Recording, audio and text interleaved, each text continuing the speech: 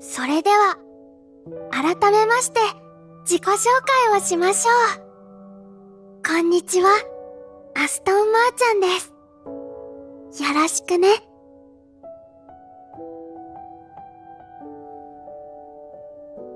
In Umamusume, the drive is always present to obtain an ever-growing pool of Umas to race.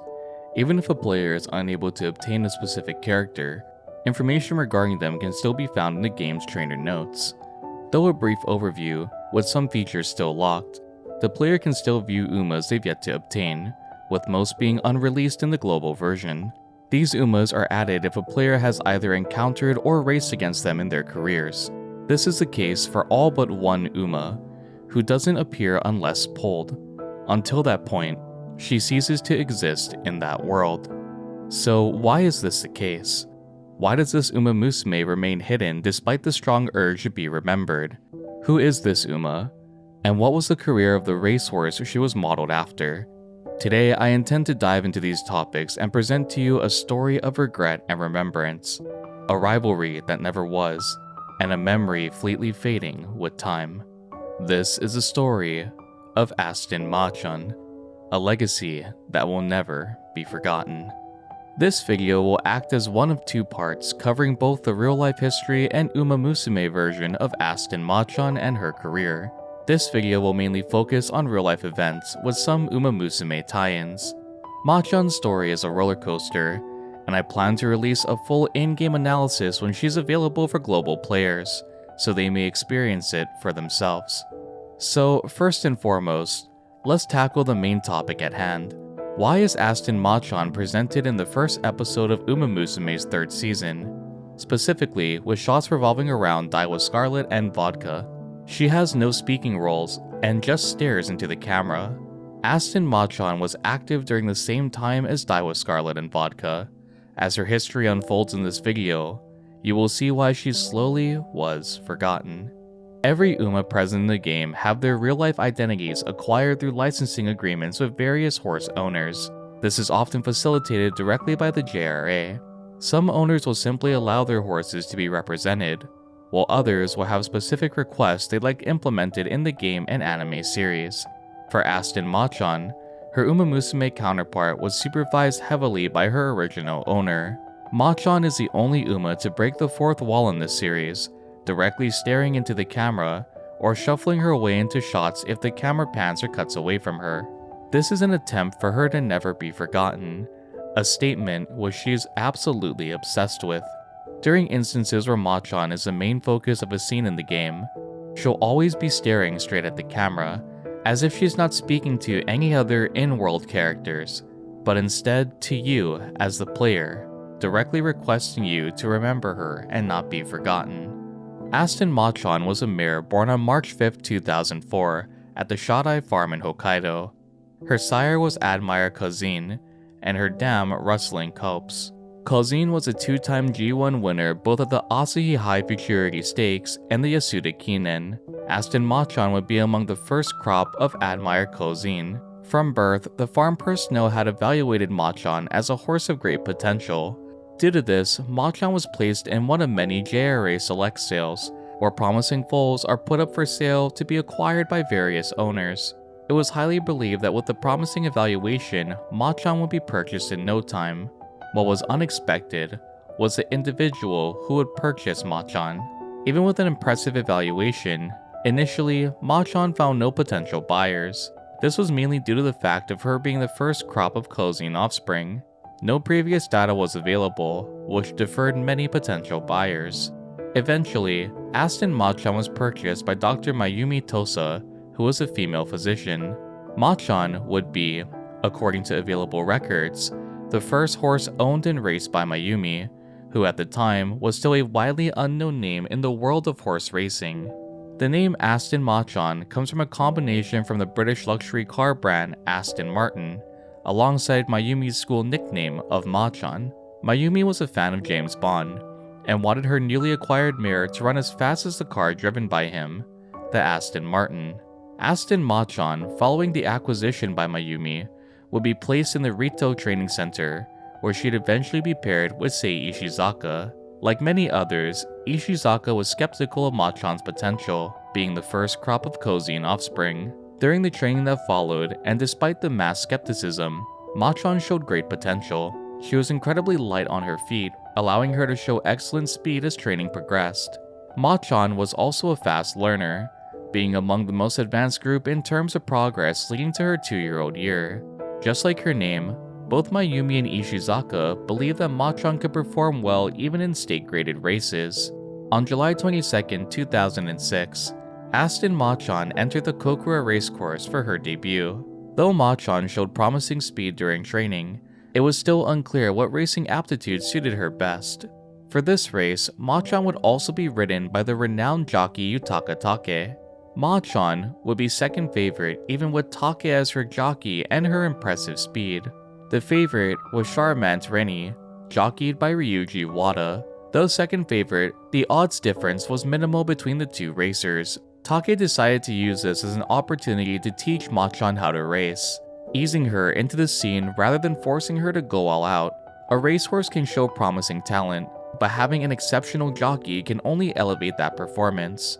Over the course of the race, Take kept steady pace of Machan, and on the final homestretch, a fierce battle erupted between the two favorites.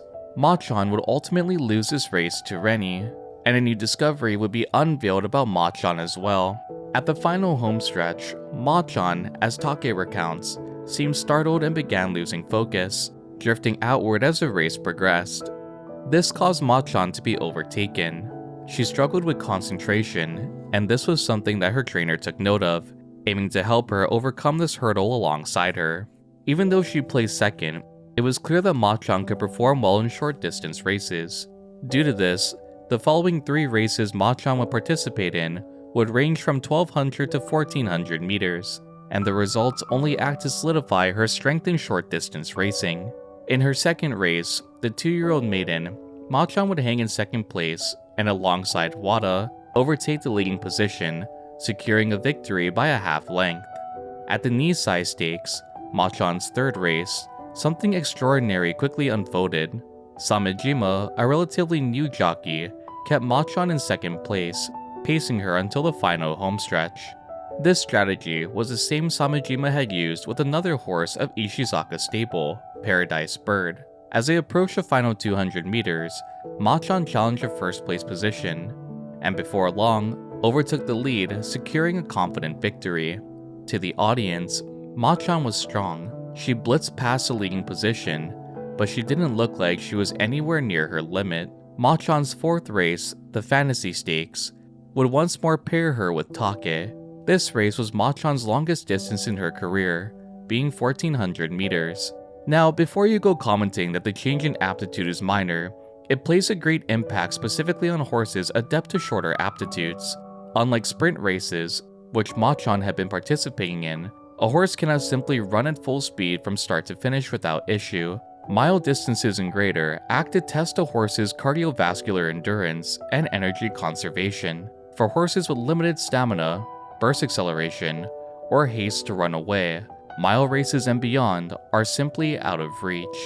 The media, who had praised Machan for her speed, were now divided with her participation in the Fantasy Stakes. As the race began, it was visibly clear that Take was trying to keep Machan calm, forcing her to retain a steady pace. Had Take not attempted to control Machan, she would have surged to the front as she'd done many times before. Even a well-seasoned jockey like Take struggled to keep Machan restrained until they reached the final homestretch. As they approached the final straight, Take allowed Machan to run freely, and she did not disappoint, boasting a display of explosive acceleration. Machan easily broke away from the rest of the pack, and won the Fantasy Stakes by 5 lengths over the second place recipient, Excuse. This wasn't only a staggering victory, but also a record-setting time of 1 minute 20.3 seconds. This victory not only relieved Take, but also Aston Machan's trainer and owner. This 200-meter difference didn't cause Machan a devastating loss, but instead provided a glimpse into a bright future to come in her career. In the game following this race, Aston Machan will ask the player, "Did your heart race? Were you excited?" The simple answer is yes. The fans, Take, Mayumi, and Ishizaka were all overjoyed by Machan's stellar performance. Take would later comment on Machan's performance in the fantasy stakes, and his reasoning behind holding Machan back for so long. At this point, the media was already drumming up Aston Machan's name. She was an incredibly strong filly, and many believed that she had the capabilities of winning the upcoming Oka Sho, the first leg of the Triple Tiara. The record time was already impressive, but what was even more staggering to witness was Machan's ability to distance herself by 5 lengths with ease over a mere 100 meters. Take would state that he was all too aware of Machan's inability to retain focus, and due to this, he'd wait until the last possible moment to allow her to fully burst forward.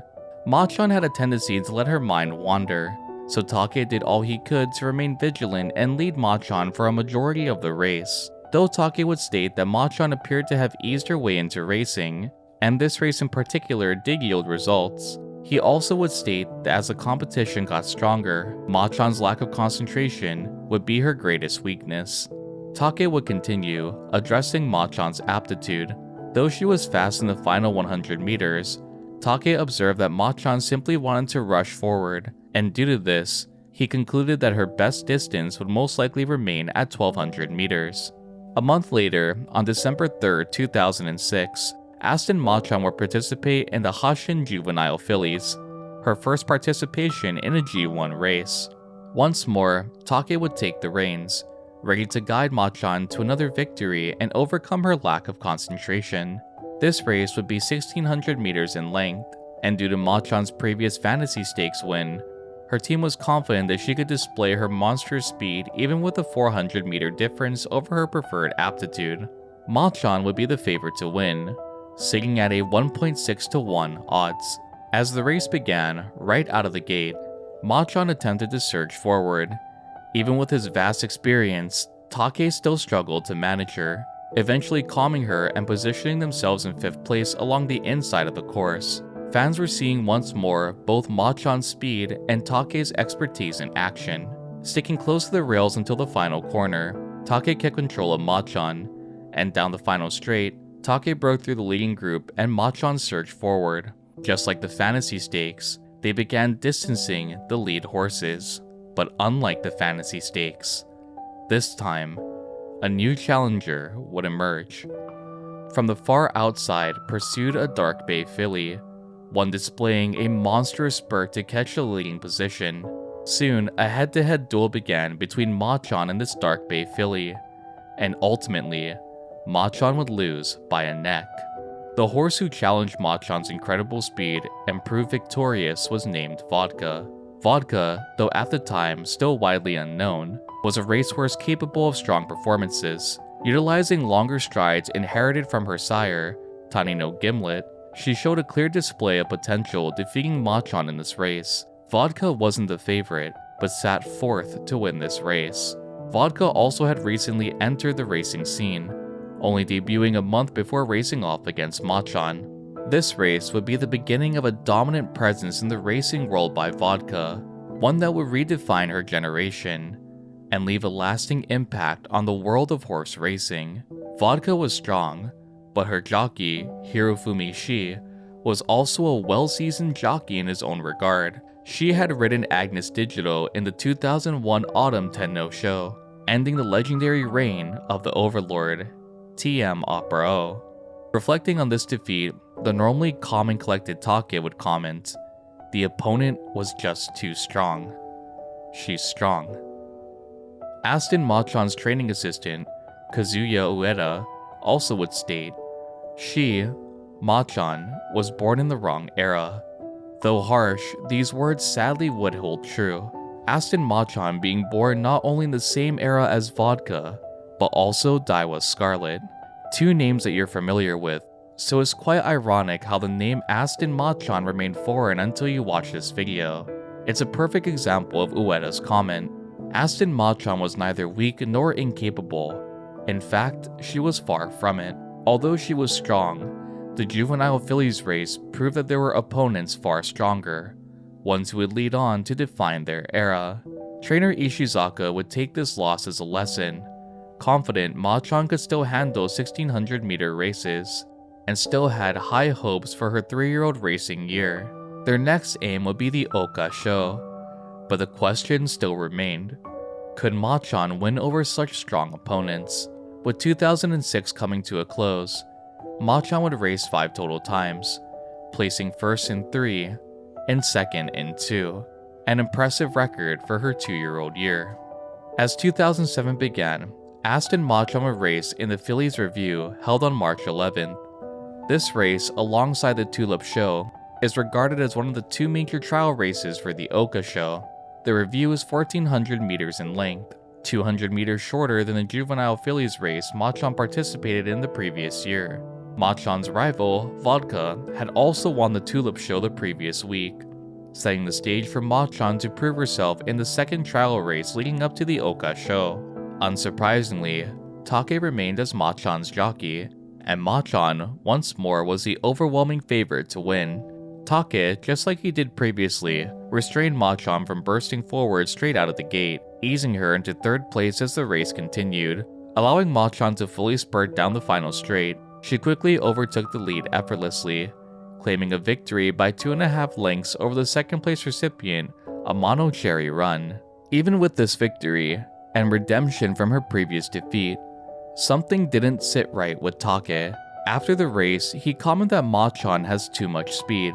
Though it could be seen as a compliment, it was not a statement of unqualified praise. Take didn't simply state that Machan was fast, but the fact that she was too fast. Her uncontrollable urge to run at full speed straight out of the gate consumed far too much stamina, making increased distances difficult for her to overcome. According to Take, there were many things Machan still needed to learn in racing. The Oka Sho will be on the outer track and the competition fierce. Even with these comments, trainer Ishizaka would still hold hope in winning the Oka Sho. When faced with the media, he advised them to share the reality of Machan's situation and not simply her triumphs. This was an ever-growing uphill battle, and despite being best suited for 1200-meter races, her team pushed forward to have her compete in greater distances. As the Oka Sho rapidly approached, horse racing journalists analyzed the filly rankings and produced their findings. At the top spot, undisputed, stood Vodka, as an overwhelming favorite with 99 points. Below Vodka was Daiwa Scarlet, standing at 94. And below both of them stood Aston Machan, tied in 3rd place with 83 points, with Excuse and Nishino Charmy. Vodka's evaluation was overwhelming, and her status as the main favorite for the Oka Sho remained unshaken. Scarlet, who sat 1 place under Vodka, had only narrowly lost to her at the Tulip Show. Even so, Scarlet was still highly regarded due to her exceptional pedigree, being a granddaughter of Sunday Silence and the progeny of Agnes Tachyon. As stated before, Machan, due to her sprinting aptitude, was simply born in the wrong generation.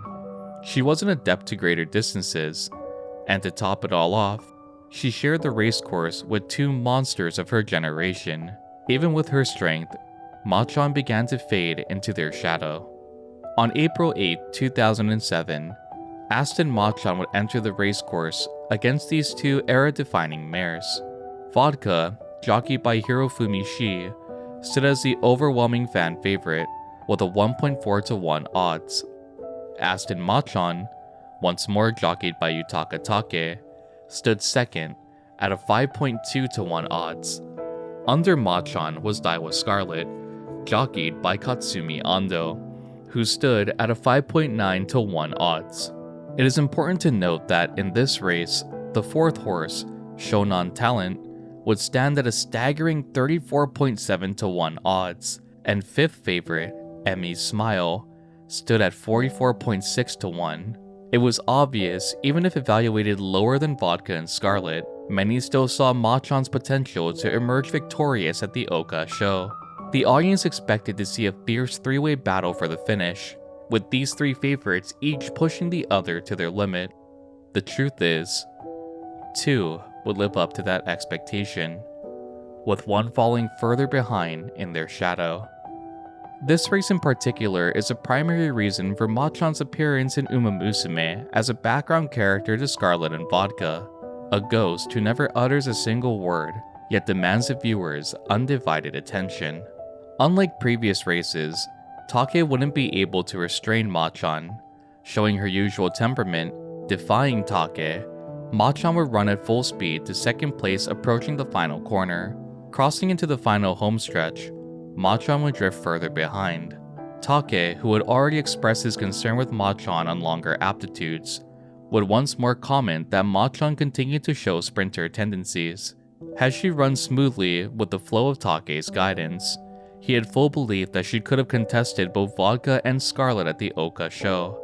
Scarlet emerged victorious, with Vodka narrowly taking second place. This would mark the shift in their generation, with Scarlet and Vodka trailblazing a legacy together, while Aston Machan would be forced to follow a different path. It had become clear that Machan thrived in sprints, but the devastating loss at the Oka Sho only acted to solidify this thought. Even with Take at the reins, races beyond that aptitude were not suitable for Machan at all. After the Oka Sho, Aston Machan's team decided to give her a long break and plan for the future. This break would last from April to July in 2007. As Machan rested, her rivals would continue to make history. Vodka would be the first mare in 64 years to win the Tokyo Yushun, the Japanese Derby, and Scarlet would not only win the Oka Sho, but would go on later in that year to win the Shuka Sho as well. Heeding Take's previous assessment on Machan, the path was set to pursue a career of only sprint races, staying true to Machan's natural aptitude. On August 12, 2007, Machan would return to the racing scene, participating in the Kitakyushu Kinen, a G3 sprint race. Her jockey this time was Yasunari Iwata, who had previously won his first graded race with Believe. Machan was the overwhelming favorite, sitting at a 1.8 to 1 odds. As the race began, Machan showed great promise, displaying to the audience the difference between her behavior in this race to her longer distance ones. She displayed her natural speed, and while other experienced sprinters struggled to push forward, Machan would continue her confident pace. As they hit the final home stretch, Machan would fall behind, with 5 racers in total surpassing her. This ultimately resulted in Machan placing 6th, and left many questions for her team to tackle. This stage should have been ideal for her, so why did she falter? Was this not her preferred aptitude? Was the team's guidance wrong? A dominating display in her 2-year-old year left one answer: the fact that she had matured early, and now her performance began to plateau. Lingering concerns also existed of overcorrection. Perhaps her time with Take and longer aptitudes resulted in mental instability. With lingering concerns, the team was forced to press onward to their main target, yet another G1 race, the Sprinter Stakes. On September 30th, 2007, that day would finally arrive. This was Machan's opportunity to redeem herself and prove her mastery in sprint races. In preparation for this race, Machan had practiced more on slope-based tracks, aiming to strengthen her body. Over time, her results became visibly clear. Her muscle mass increased, and she rose 10 kilograms in the course of a month. For the Sprinter Stakes, Aston Machan wouldn't be jockeyed by Yutaka Take. Take had already previously agreed to riding Suzuka Phoenix in the very same race. Phoenix, who was owned by Keiichi Nagai, the same owner of Silent Suzuka, had a long-standing relationship with Take. Due to the current circumstances, Machan would be jockeyed by Eiji Nakadate. This proved to be peculiar for many fans, seeing as Nakadate had been active over 10 years earlier, and was the main jockey for the great filly Hishi Amazon. Even into the 2000s, he remained a top jockey, ranking among the top 10 nationwide. This mainly came as a shock, since at this point in his career, Nakadate primarily only rode local tracks. Nakadate had claimed many wins in regional races, even achieving 100 wins in a year, but these days, it was rare to see him in a Centro G1 race. Of course, this unexpected addition garnered the question, why him? As conversation continued, skepticism quickly grew to excitement. Eventually, the common answer was reached. Nakadate would allow Aston Machan to take the lead and be a true front runner. You see, Nakadate wasn't only the jockey for Hishi Amazon, but another horse you're all too familiar with from Umamusume, a front-running horse that ran with everything they had, an unprecedented front-running strategy that would even defeat Rice Shower. Nakadate was the main jockey for Twin Turbo, and of all types of running, he was well known as a master front runner. The team behind Machan fully intended to unleash her abundant sprinting ability, and utilizing one of Japan's best in the field, they had their sights set to win the Sprinter Stakes. Up until this point, Machan had run cautiously, but that caution was thrown aside to allow Machan to do what she defiantly attempted so many times before, to run to her heart's content. There was no turning back, and the team, alongside Ishizaka, had taken precaution to ensure this transition went smoothly. The track this time would be heavy due to rain, a condition requiring brute strength to overcome. Luckily for Aston Machan, her team had already trained her to possess that monstrous strength required. As the gates opened, Longrin, jockeyed by Hirofumi Shi, exploded out of the gate, displaying a perfect start to the Sprinter Stakes. Even this start would be easily surpassed though. Unleashing all her power and unrestricted by her jockey, Machan made an incredible push to the front, easily surpassing and overtaking Longrin. This was shocking to everyone watching. This wasn't a debut race. This was a G1 with every horse being a top racer in terms of speed and acceleration. Even with this roster of expert sprinters, Machan had surpassed them all. She was faster than them all. Even with the heavy track conditions, Machan led. Nakadate's guidance finally allowed Machan to fully thrive on the course. She maintained her lead uncontested, keeping 3 lengths between her and second position. This lasted until the final homestretch, where she'd extend that lead to 4 lengths. As pursuers narrowed the gap, Machan crossed the finish line. From start to finish, she yielded her lead to no one. After so many trials and so much hardship, Aston Machan had finally claimed her long-awaited G1 victory, establishing herself as a new sprint queen. This race will also be a milestone for Nakadate, winning his first G1 race in 13 years. He'd later state that he'd have his own strategy to have Machan win, but Ishizaka simply told him to bring out Machan's full power. No restrictions, no stress, just ride in a relaxed position. Nakadate was extremely grateful to Ishizaka for this request, allowing him to reignite the passion he had to race on a big stage. To say the response from Machan's team was emotional would be an understatement. Nearly every single member were on the verge of tears for Machan's win, finally being able to see her full potential after so many roadblocks in her career.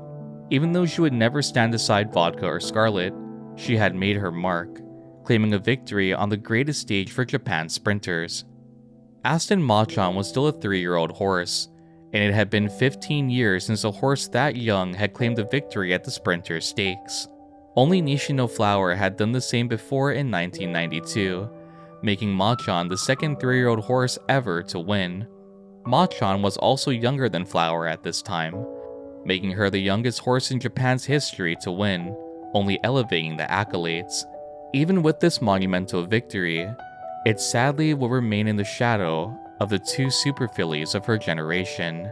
Sadly, as we've seen many times before, with this victory would come a tragic downfall. Her 10th race would be at the Swan Stakes, where alongside Nakadate, she'd devastate the audience and finish 14th. With Machan being a young horse, expectations were still high to see a turn in her career in the Hong Kong Sprint in December.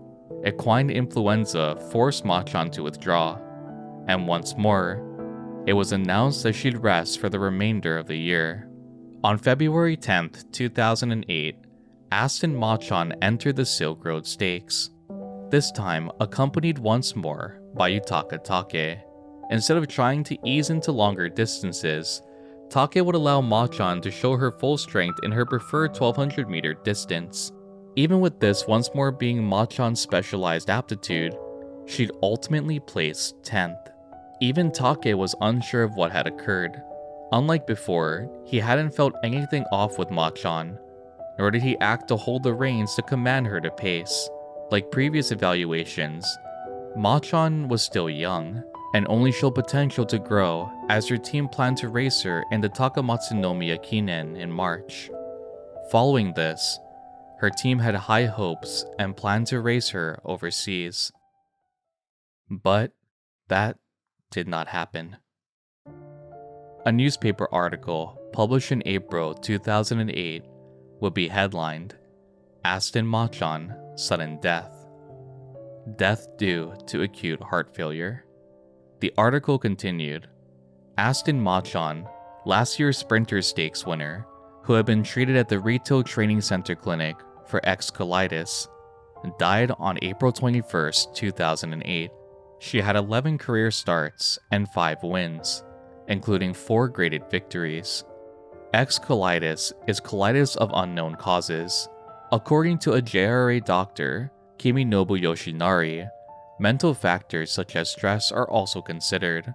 Only 5 to 6 horses per year develop it in the JRA. Some recover, and some do not. Machan had received dedicated treatment for about 2 months, but the staff's wishes for her to recover would never be fulfilled. To say Machan's death hit her team hard would be a drastic understatement. No one took the loss more severely than Ishizaka, who was haunted by regret and blamed himself for Machan's premature passing. Her instability, though often seen as overexcitement, was a sign that Ishizaka truly feels he ignored. Though this video has shown clear care for Aston Machan, Ishizaka truly felt he could have done more to care for her, to properly address her mental instability. Reporter Daiki Matsunami will later publish just how much Machan's declining health impacted Ishizaka. A phone call had come to inform Matsunami of Machan's condition. At the time, he was with trainer Ishizaka, who heard each word relayed about Machan's declining health. Matsunami described his expression as solemn. Ishizaka truly loved Aston Machan, and even with the struggle getting her suited to certain aptitudes, he always tried his best to make sure everything ran smoothly. Matsunami would continue, contrasting this moment of sadness when Ishizaka relayed their plan to have Machan race in the Sprinter Stakes. Matsunami gleefully recalled Ishizaka's grin when he announced Nakadate's addition to the team. Some judged Ishizaka's choice with Machan's career, but ultimately, Matsunami stood behind his belief that Ishizaka was the best choice. This experience of grief would later influence the training of one of the strongest fillies Ishizaka would work with, Gentle Donna. Learning from the grief and regret of Aston Machan, he'd aimed to look after Gentle Donna more intensely, ensuring such carelessness wasn't allowed to happen again. Aston Machan, despite being born in a strong generation, one defined by Sunday Silence blood, would blaze her own path. She was described as a charming filly, and through her journey of hardship, had gained an idol-like popularity. As the years progressed though, she began to fade to a distant memory, behind the shadow of Scarlet and Vodka. This would be the reason Machan aims to never be forgotten in the world of Umamusume, the reason she's behind the shadow of Vodka and Scarlet, and why she appears so often looking directly into the camera. She wants you to remember her. The only way her legacy can continue is if she's never forgotten. A silent but desperate plea, masked behind a gleaming smile, and eyes longing for the adoration she received during her time racing.